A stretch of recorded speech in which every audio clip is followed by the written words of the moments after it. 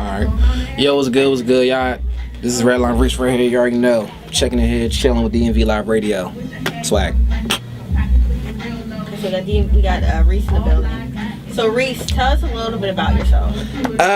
Okay. Well, I would define myself as an artist as in like this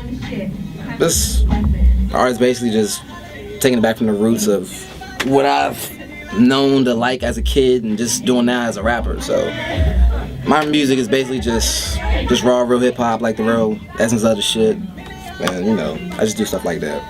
Yeah. So like, how long have you been rapping? I've been rapping since I was 9. Yeah, I've been rapping. I started writing since I was 9, and you know, from middle school and high school, from groups and all that, to meeting up with some serious people in high school, and we just took it from there ever since we graduated. So it's been serious all my life. So from the transition of you with the high school, when did you decide that you wanted to be a professional? Professional? Like dead ass serious with it, basically. I knew. To be honest, I knew I wanted to rap when, not even after high school. I'll say before, like me in high school, like my 11th grade year, I started writing more and just started focusing more like in my writing and just knowing that I really want to do this. And it was getting easier to me. You know what I'm saying? I just got easier and easier. And when I was doing that and performing, I got a feedback, and I got a good feedback, and people were telling me I was nice. So I just rode with it. Backtrack a little bit. What are some of your influences? Good question. Everybody that knows me. I'm a Nas fan all day. I've been an Esco fan before I can rap since 90. When did Illmatic come out? 94. Nas, Mos Def, Pusha T, Clipso, all that, Pharrell.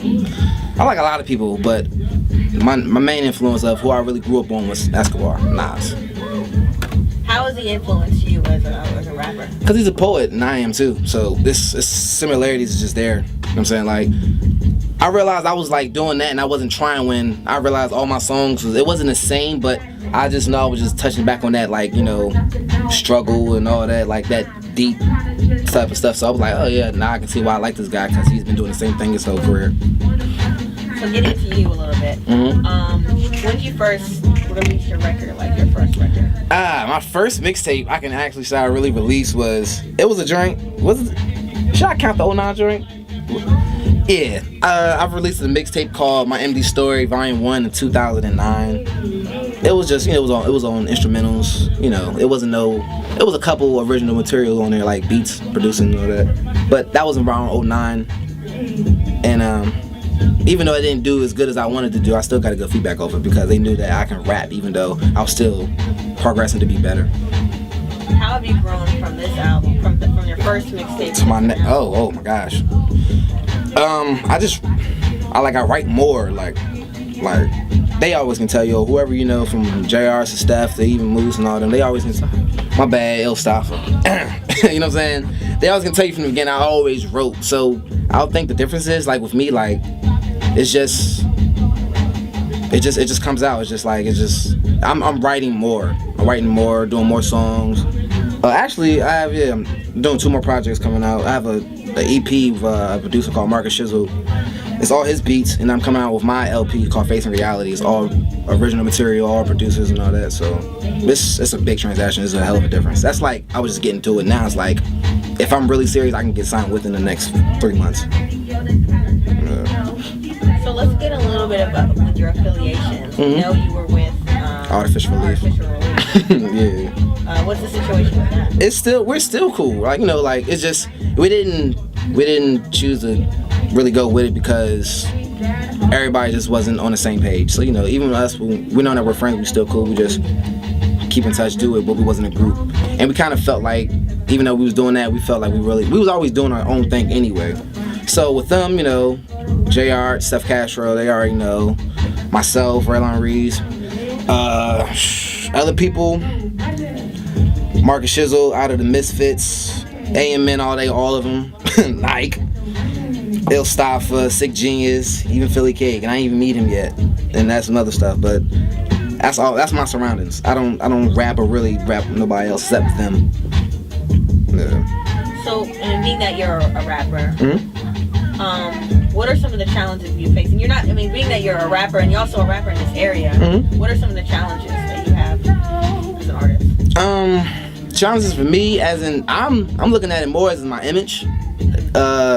I'm just learning the things and really looking at it, the things that I'm supposed to do and what I don't supposed to do. Like, you can come in this rap game and doing some stuff that you think that's cool and what you're supposed to be doing and just making you look like an ass. So you just gotta like watch your step really and just be yourself. Like, you know, like people can see fakeness in that. So when they see that, you're automatically out the rap race. So just basically, I just been doing me and just keeping true to myself. Okay, so tell us about your latest projects.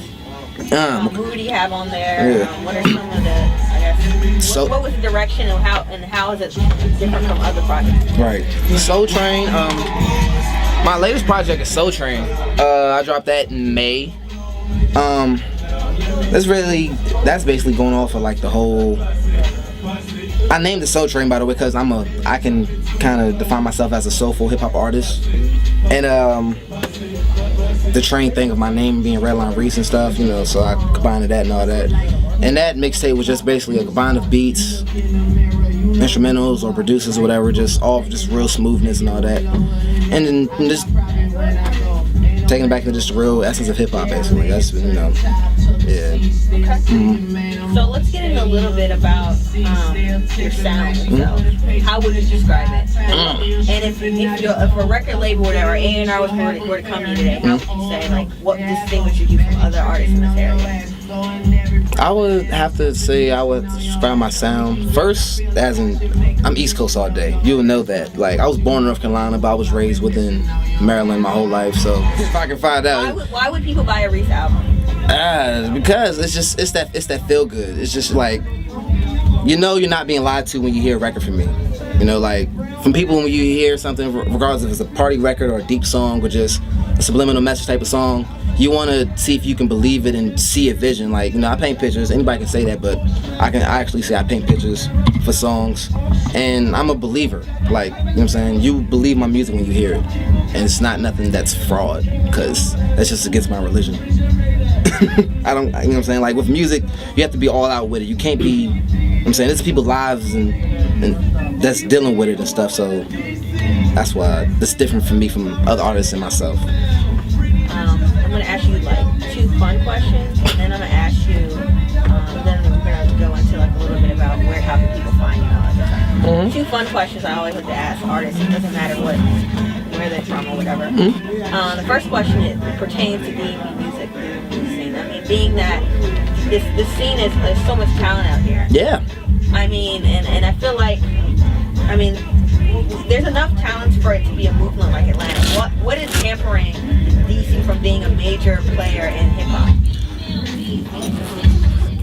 To be honest, since I'm from here, I can honestly say the only thing that's holding us back is selfishness. To be honest, like everybody. Elaborate a little bit. Yeah, like basically, like with that, like everybody that raps around this area, makes music or produce or whatever, DJ and all that.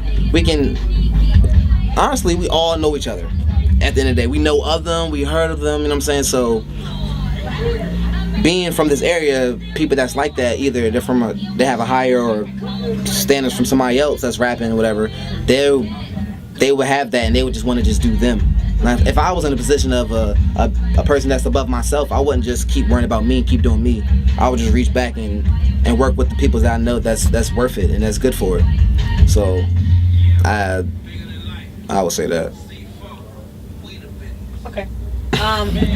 Distracted. Yeah, the last question, the last fun question I guess you want to call it is top 5 albums. Yes, I had to do it to you. To me? Yes. I listen to a lot of music. I asked you when I heard you. I listen to a lot of music, man. All right. Rap albums. Okay, rap albums. And it's funny you asked that because Nas is my favorite rapper. He's not even in that. Well, probably not. I don't know. Hold on. All right. My top 5 rap albums. I hate you.